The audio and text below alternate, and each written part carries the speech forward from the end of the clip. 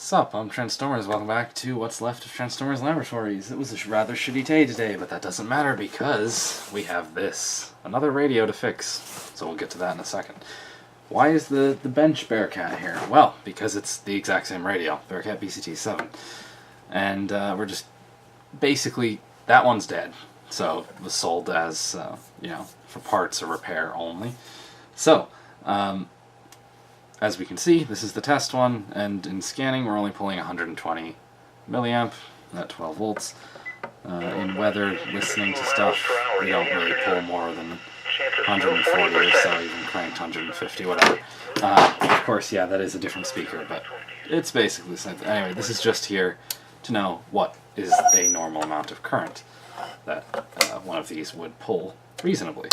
So, what we're going to do is set this aside. Really, when you're powering up something, obviously that's dead, you take it apart first and actually look at it, which we're going to do.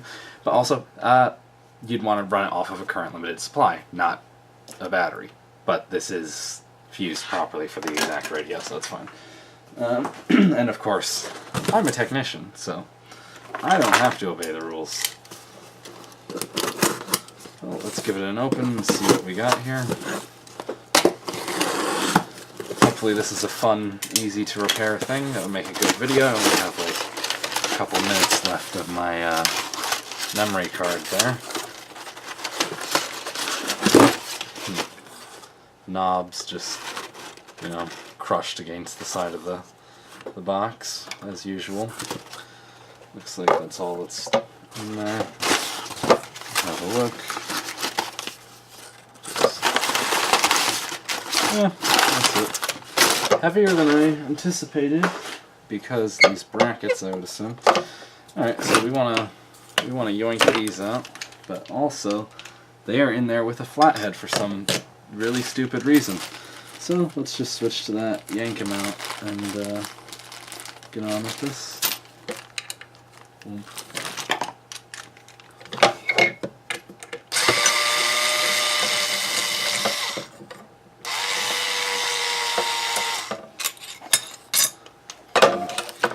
Remember to charge your garbage knockoff Harbor Freight power tools before you actually begin doing stuff. But I don't have time for that, so we'll just put up with it. Okay, those are... okay, that's water damage. Alright, so now we know we're going to have to be tackling water damage. I really should have gotten the gloves for this. Really should have got those gloves. Now I could, of course, go get them, but that would be the move of someone who's afraid, someone who doesn't know what they're doing. God, this is out of power. Now, my OCD would normally have me align all these screws in a very particular way. That way I know exactly where they're going, but they are all exactly the same screws, JIS ones, so realistically there's absolutely no point to that at all, but for sanity and such, we're going to go ahead and take off both covers, so we're just going to unscrew literally everything.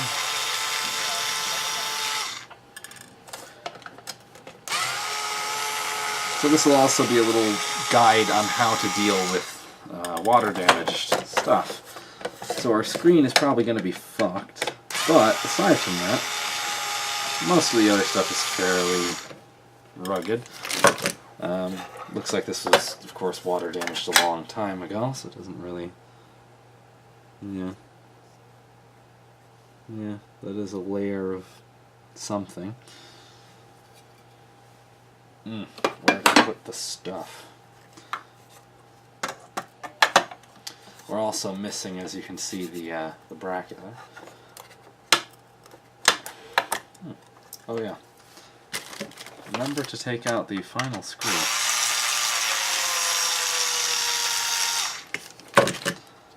Because that will hold it in still.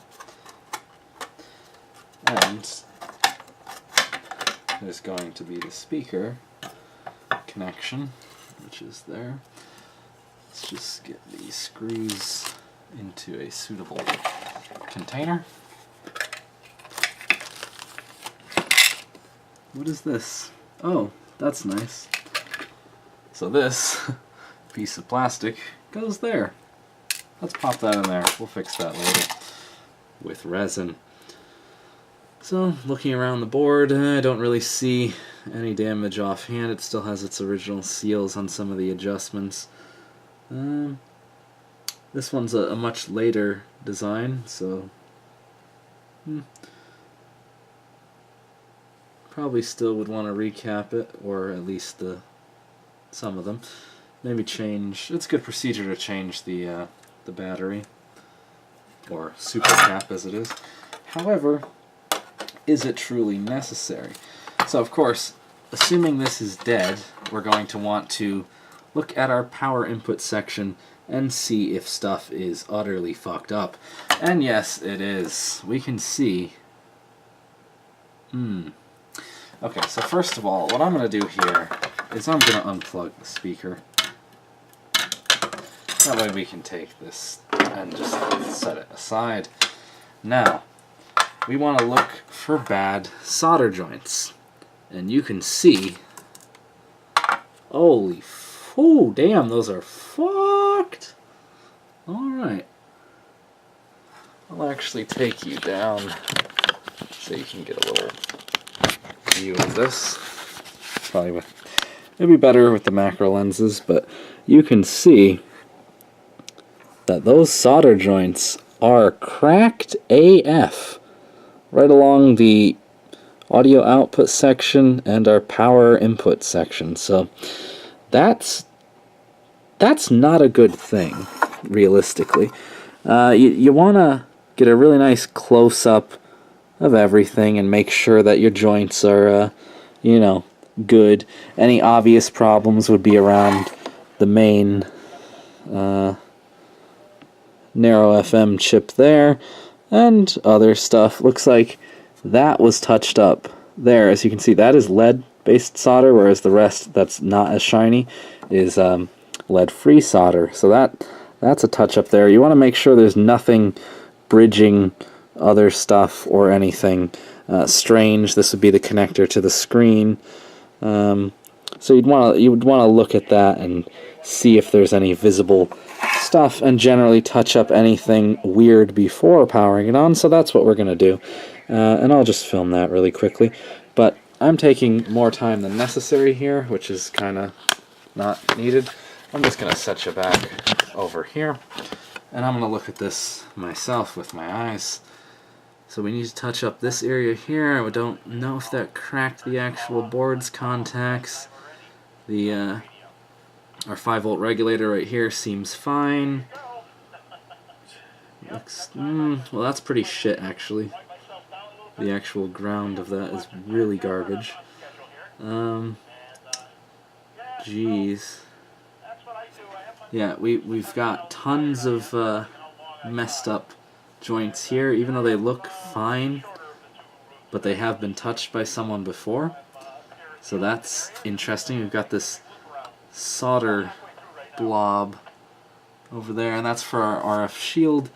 So, I mean, let's see, let me just quickly look this over. I'll fast forward this. This is just me checking the board to make sure that nothing's wrong with it.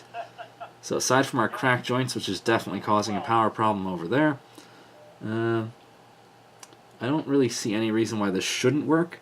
Ideally, you'd want a microscope, which we don't have, but what I do have is this garbage magnifying glass. See?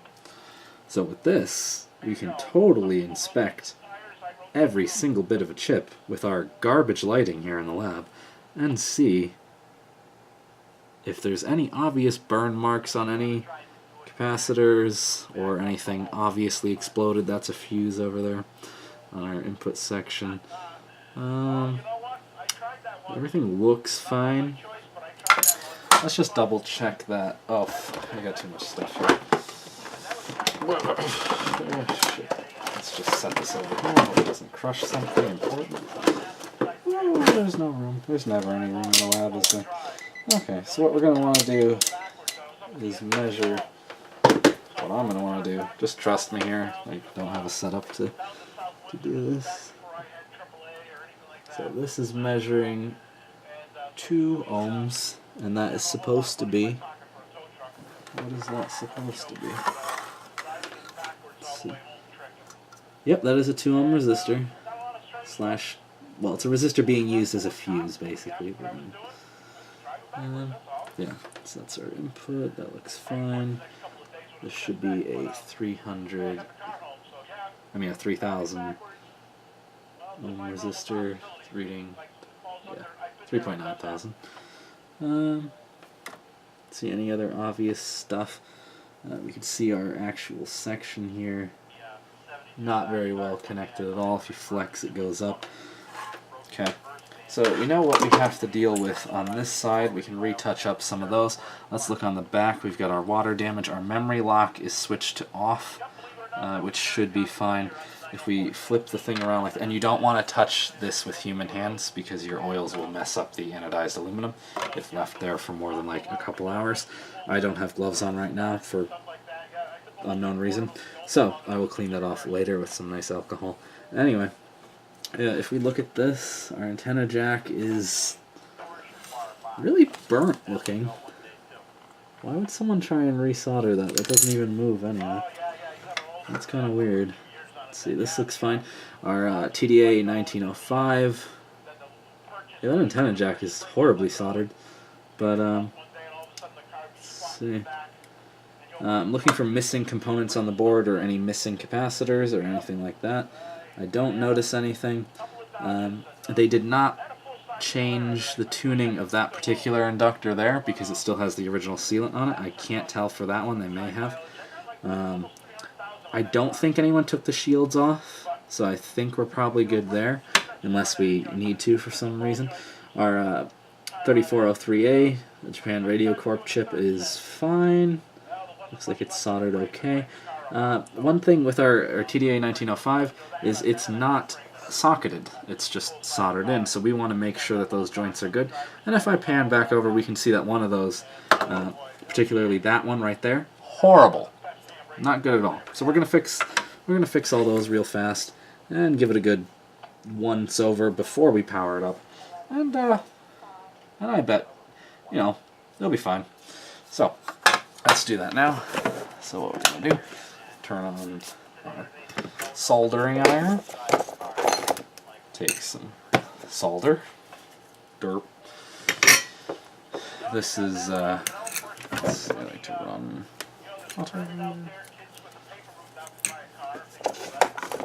Don't think I need to suck anything up, but I want to get rid of some of that garbage solder and repair some of this.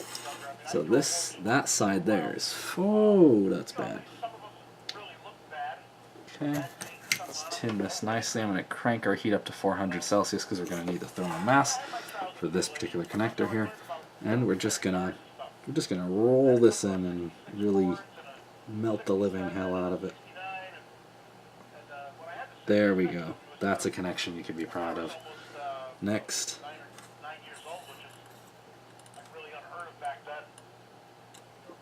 There we go. Yes, I know that's a solder ball. We will get that in a second. I want to allow time for that to cool before we do see 2 solder balls, actually.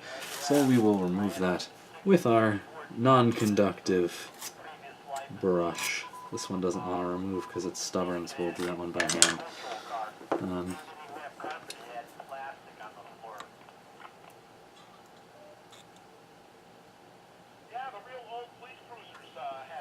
There we go. That's nice and soldered up. Now we want to take care of our DC input section. That 5-volt regulator, a couple of these pins here, and a couple of those pins on our main IC there. Now we want to use a lower temperature around that IC because that's a lot more sensitive. Over here on our power input to our power input, there we go. We're getting solder balls over everything, by the way, so we'll clean that up in a bit. But right now we just want to chug through this replace as much of that garbage solder with a nice leaded 60-40 solder. It's a much better combination. Yes, I'm sliding this around a lot. Normally I would tape, if this was someone else's radio, I would tape the faces. That way it doesn't get annihilated when doing this. Yeah. So we want to touch up. We want to touch up that tab there. But here's the thing. That has a lot of garbage solder on it. So what we're going to do is we're going to heat it up, and then we're going to suck it off. Yeah, sounds hot, right? Okay. So, oh god, I can't breathe. Oh, that's bad. I need the hack back up here. I need to order filters because filters are expensive. There we go. Is that a little bit too much? Not really. Our temperature of that is mildly warm to the touch, but not too bad. We're fine. Those connections look okay. Yes, I do see the solder ball there. I'm just generally inspecting for anything. I'm going to turn us down to 350 Celsius again. In the meantime, while we're looking for things to solder, we could just give a little touch up to these chips, these pins here. Boom.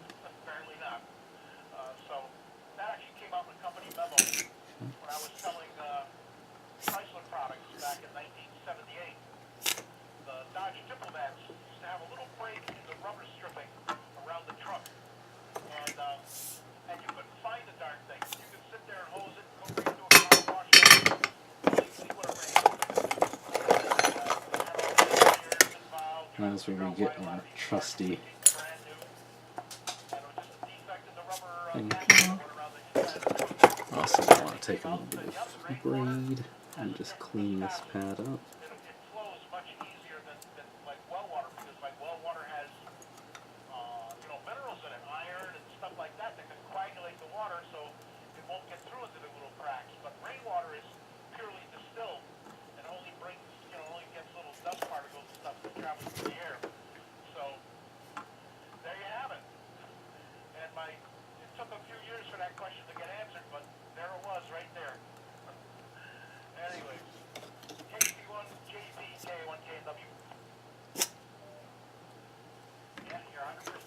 Let's just touch up some of these. That rainwater's nice and soft. You're right. It flows quite nice. Hey, listen, I'm almost home, Greg. So I'm going to bid you farewell. Mr. Scott would say thanks for taking me along for the ride. We'll talk to you again another day soon. KC1, JDB. Hey, very good, and thanks for coming back to me. Long time no hear. Glad to hear you still in there kicking around. Anyway, 73, talk at you a little later. KA1, KNW Mobile. Just touching up those a little tricky. Should be using a smaller tip for this, to be honest. That was our problematic section over there, possibly that one as well. But, you know. And you could say, you didn't even try and turn it on, it probably would have fucking worked. You're right, it probably would have. But it would have had momentary issues because our power was messed up. So, 100%, sounds like it should. Everything is right and tight, out of sight. let's see. Now, that is the connection to our controls. I don't think we need to touch that up too much, but we could. I got the Parker one here that I've been trying to get there, but you know what it's like. Oh yeah, you got that right. Yeah, that all worked out great. You know, the cabling and everything's perfect, and you know, everything's working good. I can key up Prospect, you know, on a handheld in my house, so I know it worked out very well with that preamp and everything. But yeah, it's all tuned up nice. The audio's nice and balanced on both sides. When I go from 4.1, as I'm doing a 10 count, and I'm flicking between 4.1 and 1.8, you can't even hear the difference. It's perfect.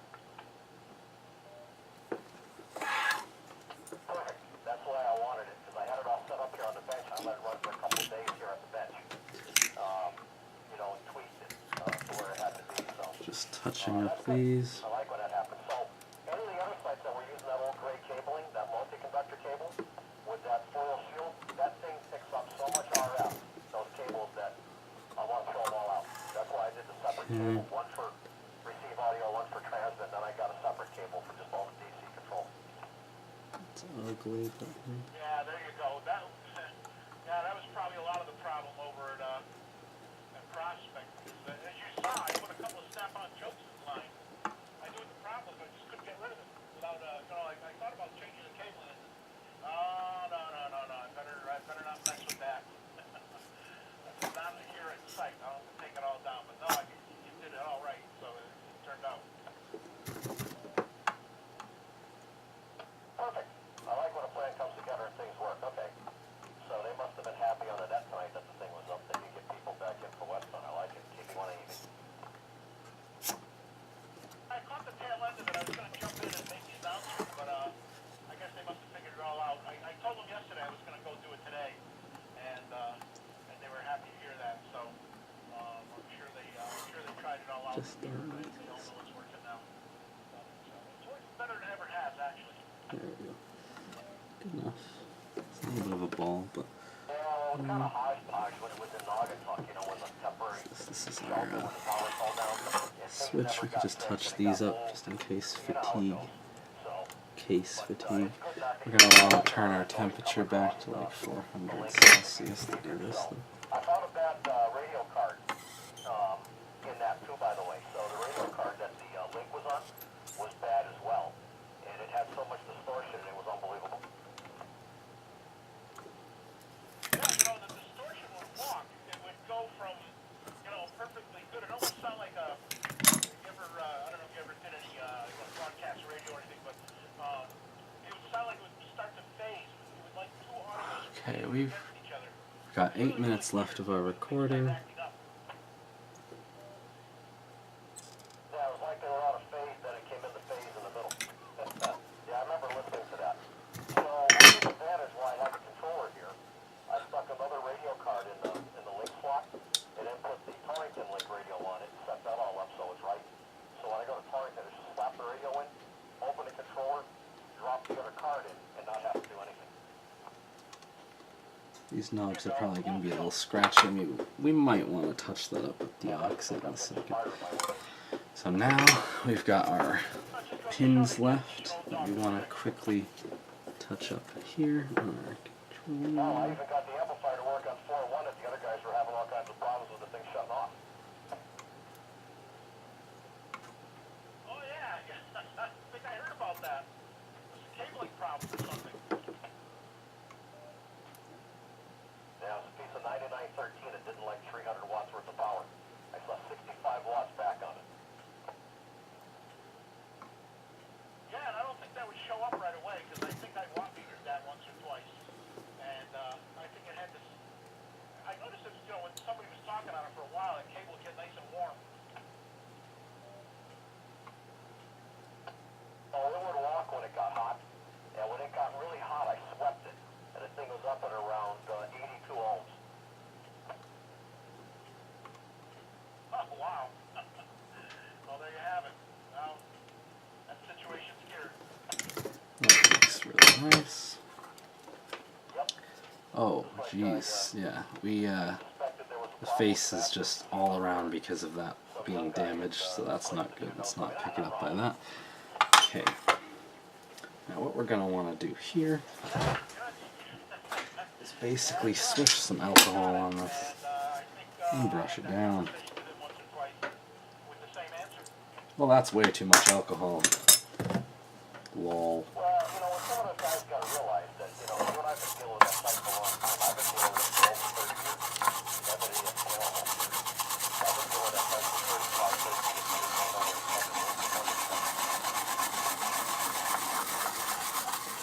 That is literally way too much alcohol. I did not need to use anywhere near that much. That was a mistake. It's everywhere.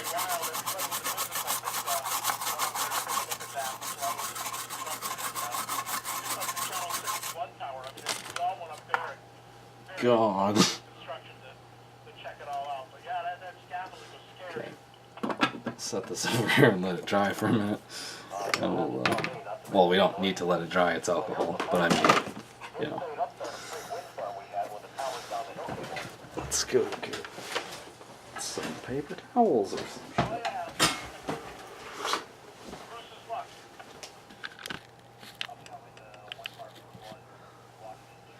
Okay, we're back, and just had to go dump the memory card and, you know, stuff. So this is QD Contact Cleaner. Well, this is by CRC, QD. There's different ones. Now, what we'd want to do next, notice I forgot to touch up that, that connection on our antenna jack. So let's go ahead and do that now, shall we? Also, generally we would want to QD our switches and other stuff, just because this looks like it sat in some, you know, sewage for a while. So that would be a good thing to do. But let's just go ahead first and fix the antenna jack, shall we? Now I'm gonna suck up a lot of this fucking solder because this is trash. Like that. Oh God, I need the Hacko back. Okay.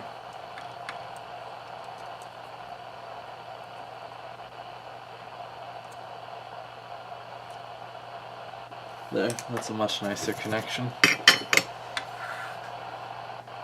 Yeah, beautiful. If I can say so. Oh my God. Alright. So also, why we wanted to wash the board with some alcohol, which you can see it didn't really clean everything, is because this was also water damaged, so we wanted to, you know, make sure. Now, QD Contact Cleaner isn't just alcohol, it's also some ethanol and shit, so as you can see that leaves a weird coating sometimes. So we're going to go ahead and splash this with some alcohol again. Except this time we're going to use nice, little, controlled amounts.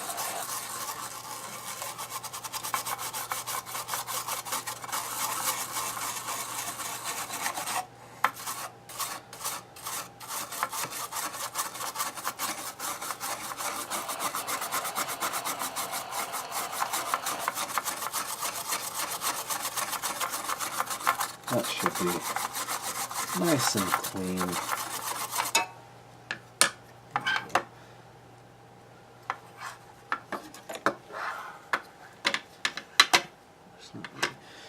Now, what we generally want to do is, these buttons don't really need any cleaning. Wow, someone took a chunk out of that.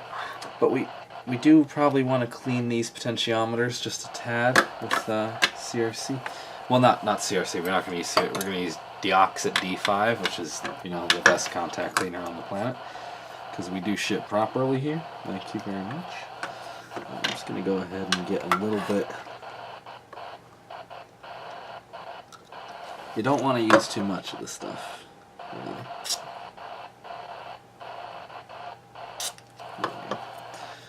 Now I'm just going to cycle this switch back and forth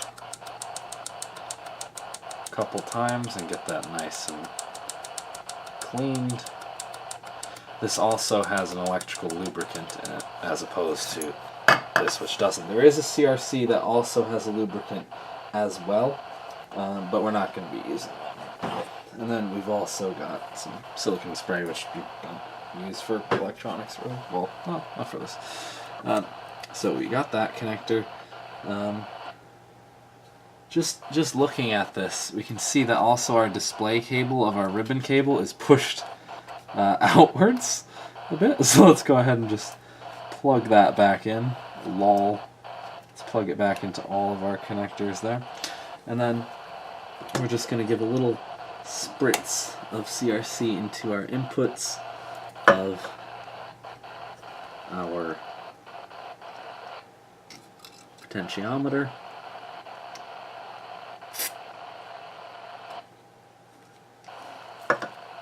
just wiggle this back and forth a couple times. Then I'll do the next one. Could actually feel it cleaning. There was a bit of a gritty feel. Now it's getting smoother again. Of course, we do kind of lose a little bit of our tightness of the old grease because it kind of washes that away. But it replaces it with a better grease, so, you know. Here we are. We're just cleaning this.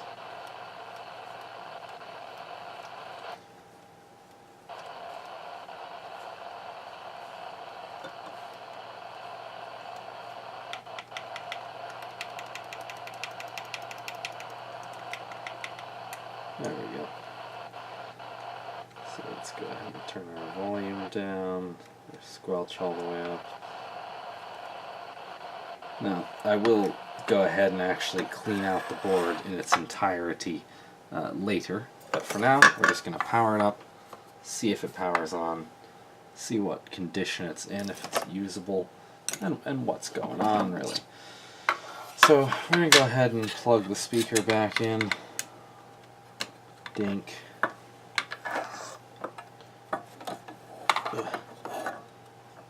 This is much the problem of working on these. Now, what I'm going to go ahead and do is sort of position this so you can maybe sort of see the display. Not really, you kind of can't. Too bad. Let's go ahead and plug it in. See if anything crazy happens. Dink. Okay, we are pulling power. It was on and it shouldn't have been when we turned it on. Okay, we're not getting audio out.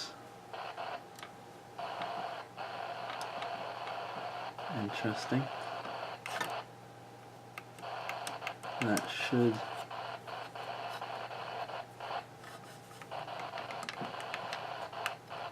should be sounding our warning.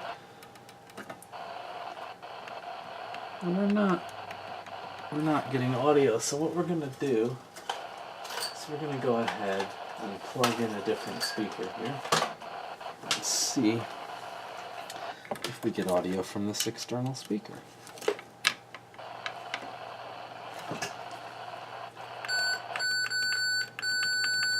And we do.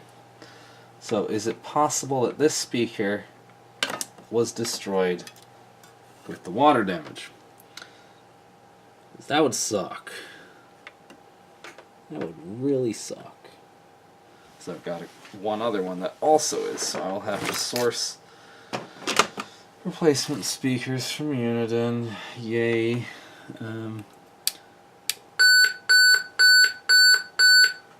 Yeah, that's that. Let's see if we can go to Connecticut. Let's see if it can hear anything. Yes, we're putting the antenna on upside down. No, it doesn't matter. 10 to 15 knots with gusts up to 20 knots in the afternoon. Okay, so Or less. it is hearing stuff. For Thursday night, west winds 5 to 10 knots. Seas around 10 feet. And for Friday, We are pulling. southwest winds around 10 knots. We are pulling the right amount of current. Here is the tide information. Our buttons are working. Band is working. Highway. Police. DOT. Weather. Private. Fire. News. Lockout does in fact work. State. State works. Hold. Resume.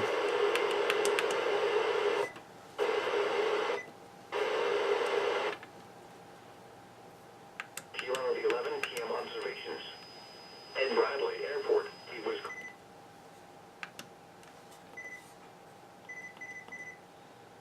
Yeah. Looks like it's fine. So, why do we have audio out like that, but not like that? That's weird. So here's what we're going to do to test that.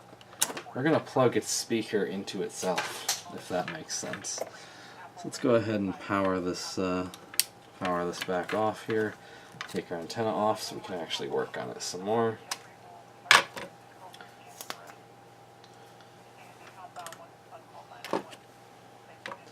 Okay, so our audio output is these two. Well, yeah. So that one, which is definitely, probably, yeah. Alright. We're gonna need some jumpers. Got a bracket right here.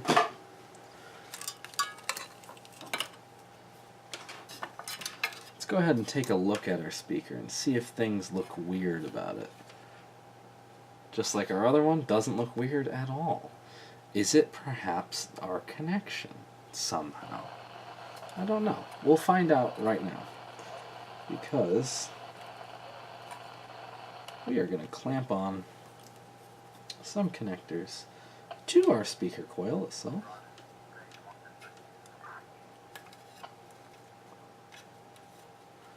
Like this. Let's set this up here. Then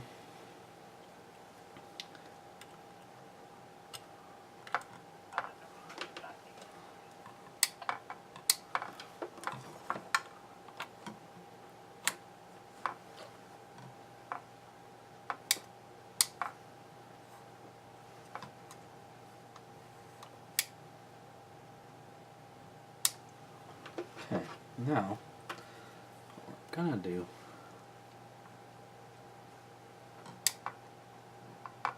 nope. No. It doesn't want to do things. Interesting.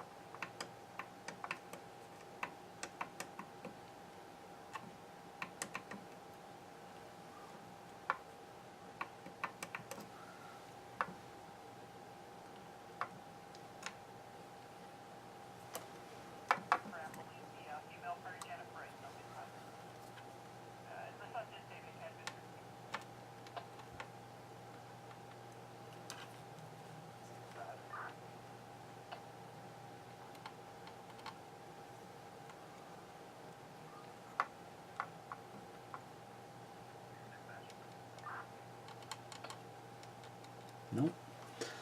We are not getting a signal out of that at all. That is strange.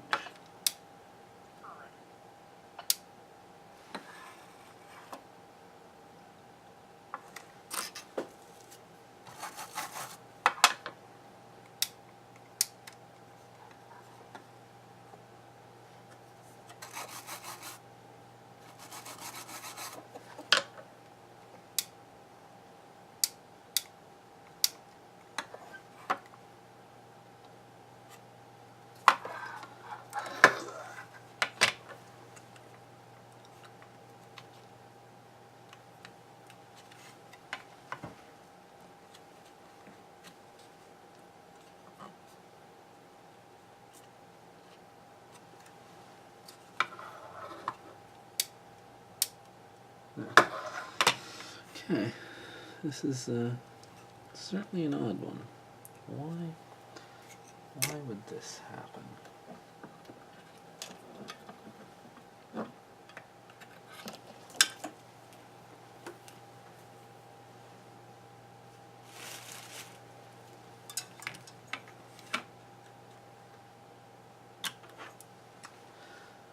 how about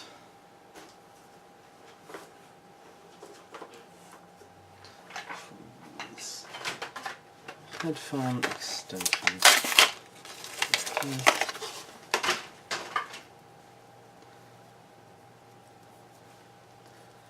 Yeah, could I have just looked for one instead of doing this? Probably, but you know, fuck that. Who got time for that? No one. Okay.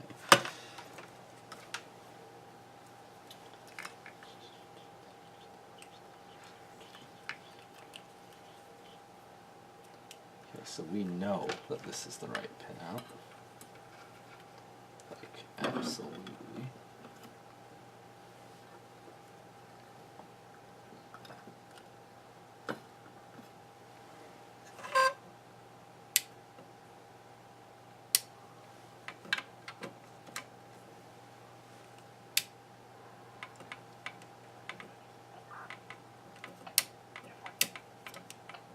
No? No, that's not fucking working. You got a dead speaker.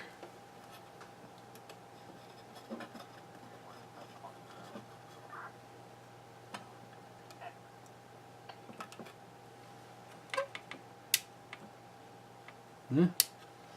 Damn. Bad speaker. Interesting. Why? Because of course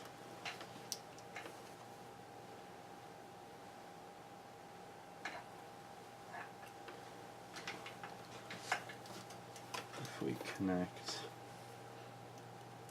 it up to the test speaker, it works. Yep, bad speaker. Interesting. So it seems water-damaged boards have a speaker that's bad. Who would have thought? Huh. I'd consider that a successful repair. We know what we need to replace. The speaker. And now it's just the cleanup. And the remanufacture of said radio. So yeah. Nothing's ever dead when you want it to be.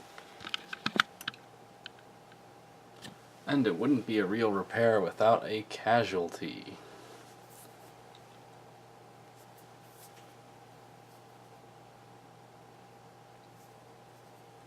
Ouch. That was when using thumb to clean off rust on this. Not a good idea. Probably should use a brush for that, but it was, you know, didn't want to grab a brush, so use thumb. But bad idea. Anyway, now it's a real repair because blood has been shed.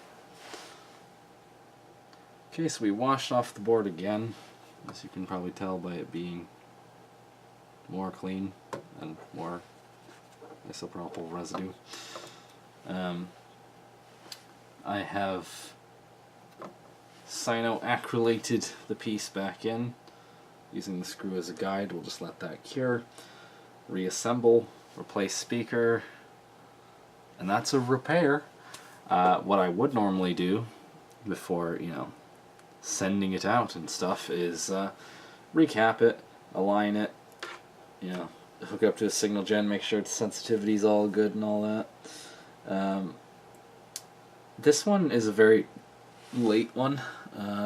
Serial number 96 whatever, 96,000, 96 million, you know. This one was made in 1998, so it's not really old enough to do a full recapping on, but oof, well, there goes that. So I'd say maybe just a quick repair and flip would be in order, except that of course I'm not going to do that because I'm ridiculous. So it'll get completely redone later. So that's it for now. That's how you apparently repair a parts only, you know, doesn't turn on radio when it's actually fine. Just water damaged the speaker as well. So have to hunt down a speaker like that. Maybe I'll just call Uniden and fuck it. I need a couple more anyway. Or I'll find one that fits the size and, you know, impedance and wattage rating. And we'll replace that. And it should be good to go. After alignment, tune, all that. Yeah. That's a repair.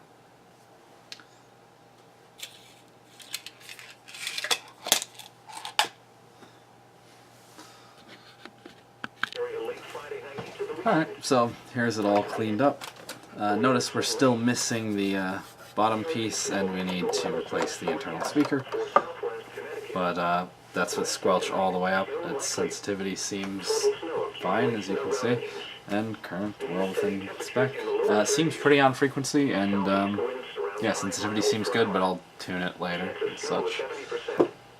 I consider that a successful repair. So, how you tackle water damage. Use your eyes and ass loads of alcohol. How to save a speaker from water damage? Don't know.